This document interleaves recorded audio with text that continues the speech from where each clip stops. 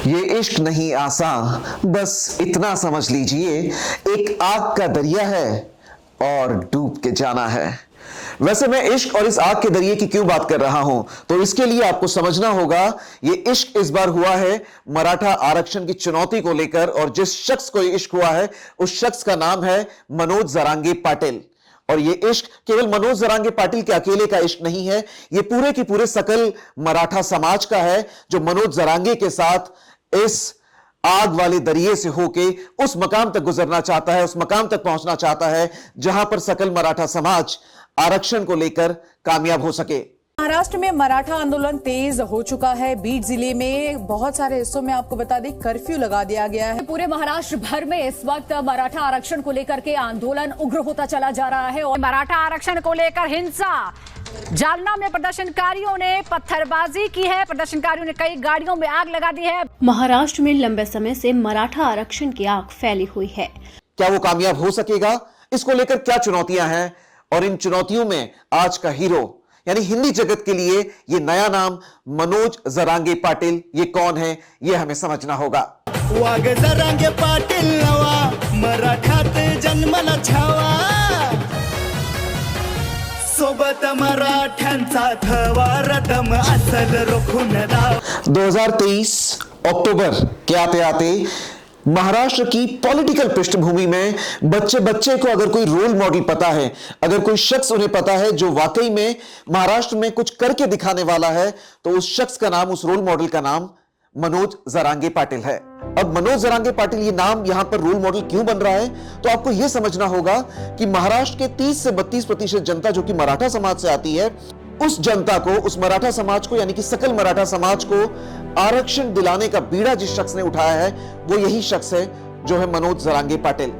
जिला बीड, गांव अंतरवाली सराटी, देखने में सामान्य सी कदकाठी, कई बार ऐसा लगता है कि अगर जोर से हवा आए तो ये शख्स अपनी जगह पर भी खड़े रह पाएंगे कि नहीं, इसकी गारंटी नहीं दी जा सकती। लेकिन साथियों, उस शख्स ने महाराष्ट्र के पॉलिटिकल माहौल को इतना ज्यादा सरगमा दिया है कि आज की तारीख में यानी नवंबर 2023 की शुरुआत आते आते पूरे महाराष्ट्र में सकल मराठा समाज पूरा की पूरा इनके साथ कंधे से कंधा मिला के चल रहा है। जब मैं सकल मराठा समाज की बात करता हूं तो आपको यह जानना होगा कि 2022 में इसी आरक्षण के मुद्दे को लेकर यही मनोज जरांगे पाटिल एकनाथ शिंदे जो कि महाराष्ट्र के मुख्यमंत्री है उनसे मिले थे, और तब वो एक नॉर्मल सी, बड़ी साधारण सी एक ऐसी बैठक थी जहां पर वो एक दरख्वास्त लेकर गए थे अपने साथियों के साथ। शिंदे साहब शायद इस बात को भूल भी गए होंगे, लेकिन चमत्कार देखिए, समय का बदलाव देखिए। अक्टूबर 2023 आते आते समा कुछ ऐसा बनता है कि एक समय में जो ये व्यक्ति कांग्रेस का कार्यकर्ता था, पिछले 8-10 साल में जो कम से कम 35 बार इस तरीके के आंदोलन कर चुका है, और जिसका जीवन में केवल एक मकसद है, और वो मकसद है मराठा समाज को आरक्षण दिलाना, सकल मराठा समाज को आरक्षण दिलाना। इस मकसद को पूरा करने के लिए इस व्यक्ति ने अपनी जमीन बेच दी, अपना सर्वस्व इसी काम के लिए दांव पर लगा दिया।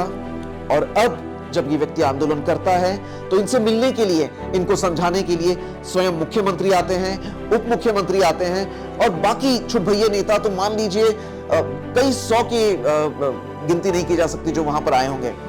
लेकिन रूल इज रूल, आइए कोई भी, लेकिन वहां पर मंच पर नहीं बैठेगा, कान में जाके बात नहीं करेगा, अलग से कोपचे में कोने में कोई लेकर नहीं जाएगा।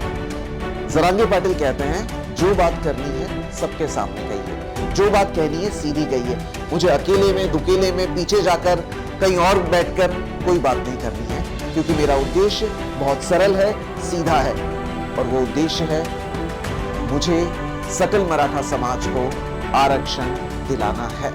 जब मराठा आरक्षण की बात आती है तो मराठा के साथ एक शब्द और जुड़ता है, और खास करके विदर्भ में यह शब्द काफी प्रचलन में है, और यह शब्द है कुणबी।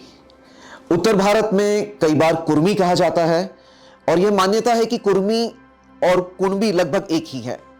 तो समझते हैं ये कुणबी शब्द क्या है, ये कौन सा समाज है।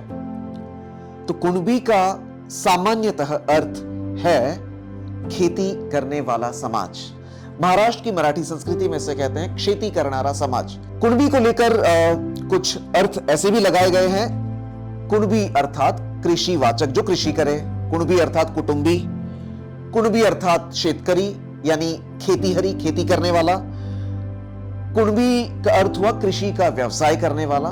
तो इस तरीके की काफी सारी मान्यताएं, काफी सारे अर्थ कुणबी समाज को लेकर लगाए जाते रहे हैं। लेकिन एंथ्रोपोलॉजी सर्वे ऑफ इंडिया, मानव शास्त्र जो एरिया है, इसका जो एक भव्य संस्थान है एंथ्रोपोलॉजी सर्वे ऑफ इंडिया, इनके हिसाब से अगर हम चलें तो इन्होंने एक व्यापक परिभाषा कुणबी को लेकर दी है। इनके हिसाब से कुणबी दो शब्दों से मिलकर इस शब्द की रचना हुई है। एक है कुण और एक है बी। कुण यानी कि कुल, कुल यानी कि घर, और बी मतलब बीज। तो ऐसा घर या ऐसा व्यक्ति जो एक बीज से कई सारे बीज तैयार कर सके, वह कुणबी है। तो यह हुई कुणबी की परिभाषा। संस्कृत की अगर बात करें तो संस्कृत में भी कुर शब्द आया है, जिसका अर्थ होता है खेत जोतने वाला या खेती करने वाला। और तो और मनुस्मृति में भी इस शब्द का कहीं ना कहीं रेफरेंस मिला है। मनुस्मृति में ऐसा कहा गया है कि हल को दो बैलों के साथ जोत कर जब कोई परिवार, जब कोई व्यक्ति अपना खेत जोत ले, तो जितना वो खेत जोत रहा है या जितना उसके परिसर में आता है, वह उसका कुल हुआ। और उस कुल को लेकर जो परिवार चल रहा है, वह परिवार का वो व्यक्ति कुलपति हुआ। तो इस हिसाब से वह परिवार कुणबी हुआ। तो कुणबी की अंततः परिभाषा यही हुई कि खेती करने वाला वह परिवार या खेती करने वाला समाज। लेकिन इसको लेकर 20वीं शताब्दी के उत्तरार्ध में एक किताब लिखी गई। इस किताब को लिखा आर वी रसेल और राय बहादुर हीरालाल ने। किताब का नाम है the tribes and castes of central provinces of India. इसमें यह कहा गया कि कुणबी मुख्यतः महाराष्ट्र की ही एक जाति है, जो मुंबई से लेके दक्षिण महाराष्ट्र से लेके विदर्भ तक पहुंचती है। और इस जाति को मुंबई या उस समय की बंबई में कुणबी या कुणबी कहा जाता था। कोकण के साइड कुलवाड़ी, और गुजरात और मध्य प्रदेश की और अगर आप नजर दौड़ाएं तो वहां पर कानकी के नाम से कहा जाता था, इनको दर्शाया जाता था। यह समाज वैसे थोड़ा सा बेलगांव की ओर भी फैला हुआ है, और आसपास के और राज्यों में भी थोड़ी थोड़ी मराठा समाज की जनता मौजूद जरूर है। लेकिन सकल मराठा समाज का आरक्षण का मुद्दा केवल और केवल महाराष्ट्र में इस समय गरमाया हुआ है। तो ये तो हो गई एक थ्योरी।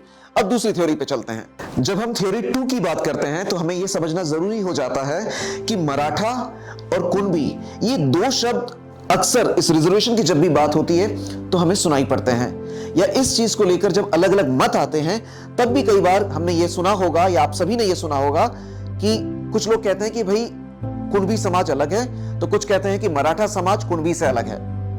लेकिन सकल मराठा समाज तो कह रहा है कि मराठा और कुणबी यानी वाइस वर्सा, ये दोनों एक ही है, और ये जो एक है यही सकल मराठा समाज है। तो ऐसा क्यों? तो इसका उत्तर इस थ्योरी में मैं आपको दे रहा हूं। थ्योरी यह है कि मराठा शब्द पहली बार लगभग 1100 ईस्वी में इतिहास में मिलता है। उस समय से आगे कई सदियों तक या आज तक भी समाज का एक ऐसा वर्ग है जो ये मानता है कि मराठा समाज क्षत्रिय समाज से ही आया है, या महाराष्ट्र में मराठा समाज क्षत्रिय समाज का ही रूप है। ऐसा क्यों? तो उसका कारण कुछ इस तरह जाना जा सकता है कि इतिहास में महाराष्ट्र की धरती को अगर हम देखें, मराठी धरती को अगर हम देखें, तो इस पर अलग अलग समय पर अलग अलग जिन राजाओं ने राज्य किया, वे कुछ इस तरीके से थे। चालुक्य आए, राष्ट्रकूट आए, गुर्जर आए, यादव आए, शिलाहार आए, सातवाहन आए, और न जाने कितने अलग अलग राजाओं ने इस धरती पर अपने अपने समय में यहां पर राज किया। लेकिन सातवाहन राज जब इस धरती पे था तो उस समय एक शब्द का प्रयोग काफी प्रचलन में था। वह शब्द है महारठी। महारठी का अर्थ हुआ आज के दौर में कलेक्टर, यानी कि जो व्यक्ति रेवेन्यू कलेक्ट करता हो। इसको ऐसे देख लीजिए कि उत्तर भारत में जैसे रसालदार हुए, उत्तर भारत में जैसे रजवाड़े हुए, यानी कि जो राजा नहीं थे लेकिन किसी न किसी प्रोविंस के, किसी न किसी हिस्से के, सूबे के जो सूबेदार थे, उसी तरीके से सातवाहन के समय अलग अलग भूभाग को, अलग अलग सूबों को जिनके हाथ में दिया गया या उसकी जिम्मेदारी जो संभाल रहे थे, वह वहां पर महारठी कहलाए। आगे चलकर इन्होंने अपना खुद का राज वहां पर कायम कर लिया। अब मजे की बात यह है कि यह कुल के हिसाब से नहीं चलता था, यानी कि एक सूबे का सरदार जिस कुल से, दूसरा भी उसी कुल से होगा, ऐसा नहीं है। तो जो उस समय अपने अलग अलग सूबे पर राज कर रहे थे, यही महारठी आगे चल के अपभ्रंश होते होते मराठा कहलाए, और इसी मराठा से भविष्य में इस भूमि का नाम महाराष्ट्र पड़ा। तो जो मराठा को क्षत्रिय मानते हैं और कुर्मी से या कुणबी से अलग मानते हैं, उनका यह कहना है कि शिवबा के साथ, यानी आदरणीय छत्रपति शिवाजी महाराज के साथ जो लोग लड़े थे, उनके पीछे पीछे जिन्होंने चल के उस समय के सारे युद्ध में महाराज का साथ दिया था, वे सारे लोग मराठा थे, यानी कि क्षत्रिय थे। ऑफ टाइम में वे खेती करते थे या अपनी खेती भी संभालते थे, लेकिन इसका अर्थ यह नहीं हुआ कि वे लोग फुल टाइम, यानी कि हर समय खेती में ही लगे थे। इसलिए वे लोग कुणबी से अलग हैं और वे मराठा है। तो यह है थ्योरी 2, जिसमें मराठा, खासकर पश्चिम महाराष्ट्र का जो मराठा समाज है, वो अपने आप को कुणबी से थोड़ा सा अलग पाता है। अब इसमें एक मजे की बात देखिए, आजादी के बाद पंजाबराव देशमुख जो विदर्भ से आते हैं, उन्होंने जब मराठा समाज को या कुणबी समाज को आरक्षण के लिए, ओबीसी में आरक्षण देने के लिए जब उन्होंने अपनी कोशिशें की, तो वे विदर्भ के मराठा नेताओं को तो समझाने में कामयाब रहे, यानी कुणबी नेताओं को समझाने में कामयाब रहे कि आप कुणबी हैं, आप ओबीसी में आपको आरक्षण मिलेगा। लेकिन पश्चिम महाराष्ट्र, मुंबई, कोल्हापुर, इस साइड का जो महाराष्ट्र है, यहां के नेताओं ने अपने आप को कुणबी मानने से मना कर दिया।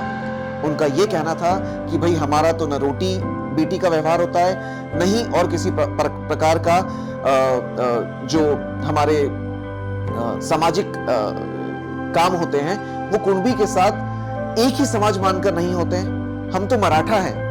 और ये जो श्रेष्ठता थी, इस चक्कर में विदर्भ में कुणबी ओबीसी में आ गया और मराठा ओबीसी से बाहर रह गया। आगे चल के इस दौर में जरांगे वही कह रहे हैं जो एक समय पंजाबराव देशमुख कहना चाह रहे थे, लेकिन जरांगे का कहना थोड़ा सा अलग है। अब वो कह रहे हैं कि कुणबी और मराठा अलग नहीं है, हम सब एक हैं, और इस एक समाज का नाम है सकल मराठा समाज, और सरकार को इस समाज को आरक्षण देना होगा, यह उनकी मांग है। एक छोटी सी थ्योरी और यह काफी हद तक आज के परिप्रेक्ष्य में बहुत प्रैक्टिकल है, थोड़ी सी अजीब भी है।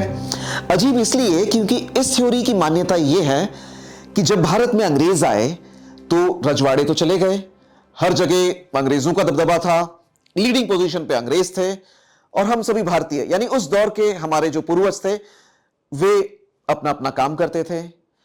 उस दौर में मराठा समाज खेती करता था। चूंकि वो खेती करता था तो कुणबी और मराठा ये एक ही थे, इनमें अलग अलग क्या हुआ।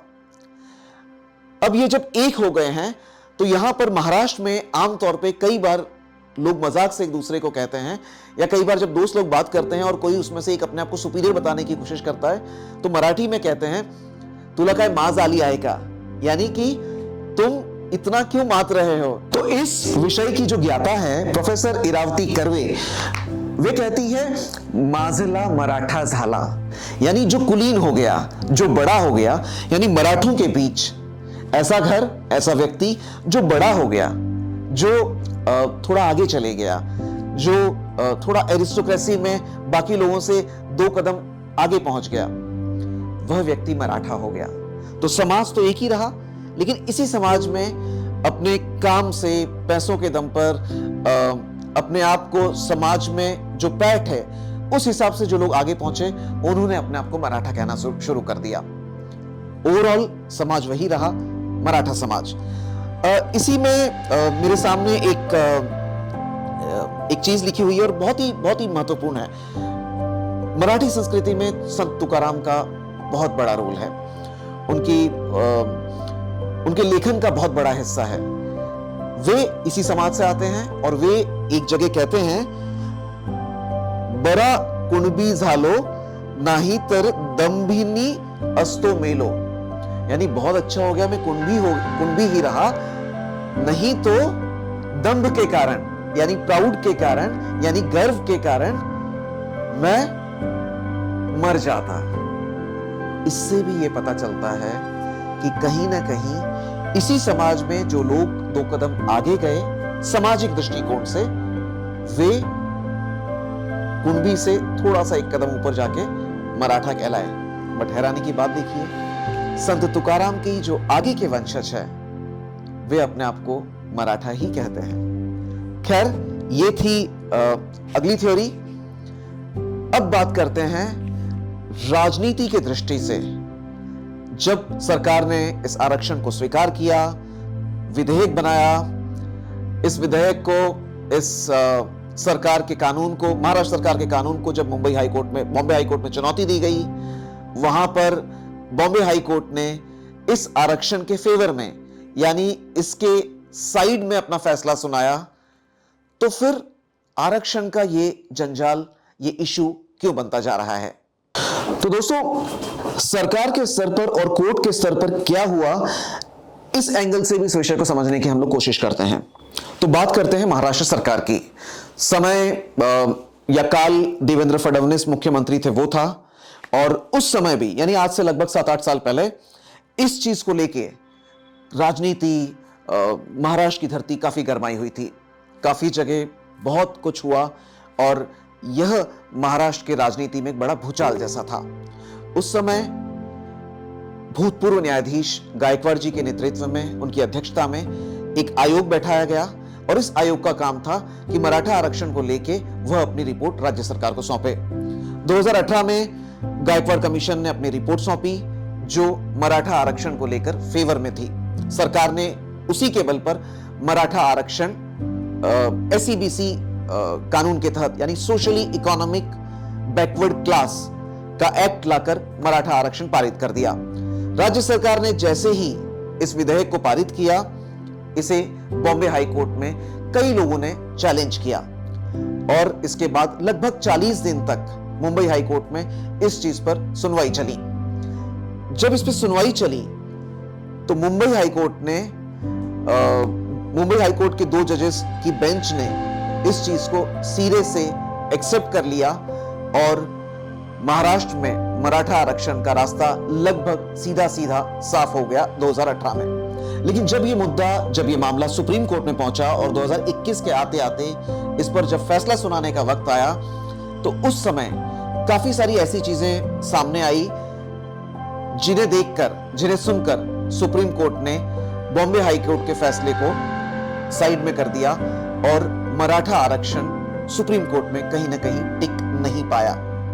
ऐसा क्यों हुआ, ऐसी क्या बातें आई, इसको लेके बहुत छोटे छोटे कुछ इनपुट्स मैं आपके साथ शेयर कर रहा हूं। तो एक तो सुप्रीम कोर्ट का ये ऑब्जर्वेशन था, ये कहना था कि क्या राज्य सरकार के पास यह अधिकार है कि वे किसी जाति या किसी विशेष वर्ग को अपने बूते पर खुद पिछड़ा करार दे सकती है, यानी संविधान ने क्या राज्य सरकार को ऐसा कोई अधिकार दिया हुआ है? बात 1। बात 2, 50% आरक्षण जो सुप्रीम कोर्ट ने तय किया हुआ है साहनी केस में 92 में, वो जो लिमिट है, वो लिमिट क्रॉस कोई राज्य सरकार तभी कर सकती है जब एक्स्ट्रा ऑर्डिनरी सिचुएशन हो, जब असाधारण सी स्थितियां बन रही हो। क्या इस माहौल में ऐसा हो रहा है कि मराठा समाज को आरक्षण देना असाधारण सी परिस्थितियों के हिसाब से बहुत जरूरी हो गया महाराष्ट्र सरकार के लिए? यह दूसरा मुद्दा आया। तीसरा मुद्दा, क्या सामाजिक तौर पर और शैक्षणिक तौर पर सचमुच मराठा समाज वाकई में पिछड़ा है? और इस पर लोगों ने अपनी बात कुछ इस तरीके से रखी। वकीलों ने कहा कि अब तक 19 मुख्यमंत्री में से 13 मुख्यमंत्री मराठा समाज से आए महाराष्ट्र में। मराठा प्राइवेट मेडिकल कॉलेजेस की बात करें तो 25 में से 17 मेडिकल कॉलेजेस के जो मालिक है या उनकी जो कमेटी है वो कहीं ना कहीं मराठा समाज के पास है। काफी हद तक बड़े बड़े जो शुगर के कारखाने हैं, यानी शक्कर के जो कारखाने हैं या कंपनियां हैं, वो भी मराठा समाज के पास है। बड़ी बड़ी सहकारी कंपनियां, इनका नेतृत्व मराठा समाज कर रहा है। तो ऐसे में मराठा समाज सामाजिक तौर पर पिछड़ा कैसे हो गया, यह बात सुप्रीम कोर्ट में साबित नहीं हो पाई। इसके अलावा सुप्रीम कोर्ट में एक चीज और विरोधियों की ओर से यह आई कि जब मंडल कमीशन ने अपनी रिपोर्ट रिजर्वेशन को लेके रखी थी तो उसमें कुछ 3000 से अधिक जातियों का उल्लेख किया गया था जिन्हें आरक्षण मिलना चाहिए था, 3700 से अधिक। हैरानी की बात देखिए, उसमें मराठा समाज का नाम नहीं था। तो गायकवाड़ कमीशन की रिपोर्ट में मराठा समाज को पिछड़ा बताया जा रहा है, लेकिन मंडल कमीशन जो कि पूरे भारत में लगभग इंप्लीमेंट हुआ, उसमें मराठा समाज पिछड़े के रूप में नहीं था। यही सारी परिस्थितियों के चलते सुप्रीम कोर्ट में बॉम्बे हाई कोर्ट का फैसला मराठा आरक्षण के फेवर में जो हुआ था वह टिक नहीं पाया। अब सरकार ने जरांगे पाटिल और सकल मराठा समाज को जो कमिट किया है कि हम वैधानिक रूप से, हम कानूनन जो आरक्षण टिक सके ऐसा आरक्षण आपके लिए बनाएंगे, ये वादा किया है। तो ये वादा तकनीकी रूप से कैसे कामयाब हो सकता है या ये कैसे पूरा हो सकता है, इस चीज का विश्लेषण करने की अगले 1 मिनट में मैं कोशिश करूंगा। तो एक तरीका यह है कि संविधान की 9वीं अनुसूची में ये जो विधेयक है इसे ऐड कर दिया जाए या इसे जोड़ दिया जाए। इससे क्या होगा? इससे यह होगा कि अगर ये विधेयक वहां पर जुड़ जाता है तो बाय डिफॉल्ट मराठा जो है वो आरक्षण के लिए, मराठा समाज आरक्षण के लिए पात्र हो जाएगा। लेकिन इसके लिए एक चीज बहुत जरूरी है और वह चीज है राज्य में सही आज के परिप्रेक्ष्य में जनगणना होना और उस जनगणना के हिसाब से मराठा समाज आज कहां है, उसकी स्थिति कैसी है, इस चीज की रिपोर्ट आना। आपको जरूर पता होगा, रिसेंटली यानी हाल ही में नीतीश कुमार ने बिहार में यही किया। उन्होंने जातिगत जनगणना की और उसके आधार पर जो आरक्षण जो ऑलरेडी चल रहा था उस आरक्षण में कुछ प्रतिशत उन्होंने बढ़ा दिए हैं। अब ये चीज भी जो है वो आगे वहां भी विधेयक पास हो चुका है और ये चीज भी आगे कोर्ट में जाएगी। लेकिन चूंकि वे इस रास्ते से चल रहे हैं जहां पर जनगणना हो चुकी है, जनगणना के आधार पर जो आयोग है, जो पिछड़ा वर्ग आयोग है, उसने अपनी रिपोर्ट सौंपी है, राज्य सरकार ने इसे विधेयक के रूप में मंजूरी दी है, तो केंद्रीय सरकार के लिए या संसद के लिए इसे संविधान की 9वीं अनुसूची में जोड़ना आसान हो सकता है। और अगर ऐसा हो जाता है तो यह आरक्षण वाकई में धरातल पर टिक जाएगा। तो यह तो एक तरीका हुआ। दूसरा तरीका यह है कि सुप्रीम कोर्ट में सरकार क्यूरेटिव पिटीशन दाखिल करे। इसका अर्थ यह है कि जो फैसला अभी आया है वो जितने जजेस की बेंच थी, अब आगे यह मामला और एक बड़ी बेंच के पास जाएगा। इसमें शायद नए एविडेंसेस दाखिल नहीं किए जाएं, लेकिन सरकार अगर असाधारण परिस्थितियां साबित करने में कामयाब हो जाती है, असाधारण परिस्थितियों का अर्थ है कि मराठा समाज को आरक्षण देना इसलिए जरूरी है क्योंकि समाज आज के दौर में असाधारण परिस्थितियों से गुजर रहा है जो उनके हक के लिए या उनके आगे बढ़ने के लिए, उनके विकास के लिए बहुत जरूरी है। अगर ऐसा करने में सरकार कामयाब होती है तो यह भी मराठा आरक्षण के हक में एक बड़ा कदम होगा। तीसरा तरीका यह है कि मराठा आरक्षण यानी मराठा जाति को आरक्षण अगर सरकार संविधान की 9वीं अनुसूची में इस बात को जोड़ लेती है या इस आरक्षण को ऐड कर लेती है तो अपने आप ये विषय आसान हो जाएगा और सकल मराठा समाज को आरक्षण मिल जाएगा। तो दोस्तों, मैंने जो कुछ पढ़ा, मैंने जो कुछ देखा, मैंने इंटरनेट पे जो कुछ पाया, उसके बलबूते पर मैंने ये एक छोटा सा वीडियो बनाया। मैंने अपनी तरफ से मराठा समाज को लेकर जो कुछ हो रहा है, सरकार जरांगे पाटिल की टीम जो कर रही है, उस पर अपनी बात रखी। ये आपको कैसा लगा? हो सकता है इसमें कुछ कमियां रही हो सकता है इसमें कुछ जोड़ा जाना चाहिए। आपको जो भी ठीक लगे वो आप इसमें जरूर जोड़िए। एक कोशिश ये जरूर है कि हिंदी की दुनिया में मराठा आरक्षण पर बहुत कम बोला जा रहा है, बहुत कम लिखा जा रहा है। इस वीडियो बनाने का एक पर्पस, एक उद्देश्य ये भी था कि हिंदी की दुनिया के सामने महाराष्ट्र में जो हो रहा है, मराठा आरक्षण को लेके गाड़ी जहां तक पहुंची है वो लोगों तक जरूर जाए। इसमें कोई चीज अगर जोड़ी जानी चाहिए तो आप जरूर कमेंट्स में अपनी बात लिखिएगा। आने वाला वीडियो हो सकता है हम उसी चीज को फोकस कर उस बात को जोड़कर बनाएं। आपने अपना समय दिया, उसके लिए आपका बहुत बहुत धन्यवाद। जुड़े रहिए, इस वीडियो को शेयर कीजिए, इस पर अपने कमेंट करना बिल्कुल याद रखिएगा। बहुत बहुत धन्यवाद टीकम शेखावत की ओर से। Thank you so much. Good day.